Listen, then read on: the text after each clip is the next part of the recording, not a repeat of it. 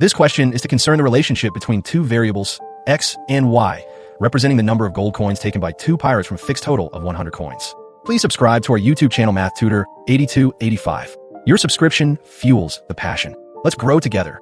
Copyright all rights reserved. Thank you so much. A treasure chest contains 100 gold coins. Suppose one pirate randomly takes x coins and the other pirate receives the remaining y coins. Find the correlation coefficient between x and y. First step, relationship between x and y. Since the total is fixed at 100, we have that x plus y equals 100.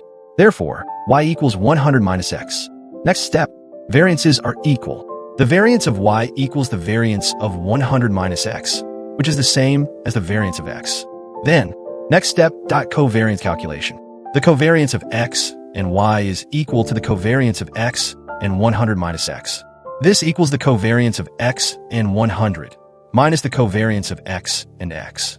But the covariance of x and 100 is 0, since a constant has no covariance. Therefore, the covariance of x and y equals the negative of the variance of x. Next step, correlation coefficient.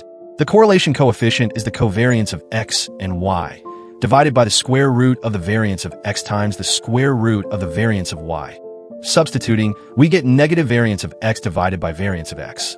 This simplifies to -1. Final answer. The correlation coefficient is -1. Tip for students. Whenever two variables are perfectly connected by a linear relation of the form y equals a constant minus x, their correlation will always be exactly -1. That's it for this question solving. This video is based on our math tutoring blog and class recordings. Copyright all rights reserved. Hope you enjoyed it. Please subscribe to our channel Math Tutor 8285 and turn on the notification bell. Press the like button. Your subscription fuels the passion. Let's grow together. Thank you so much.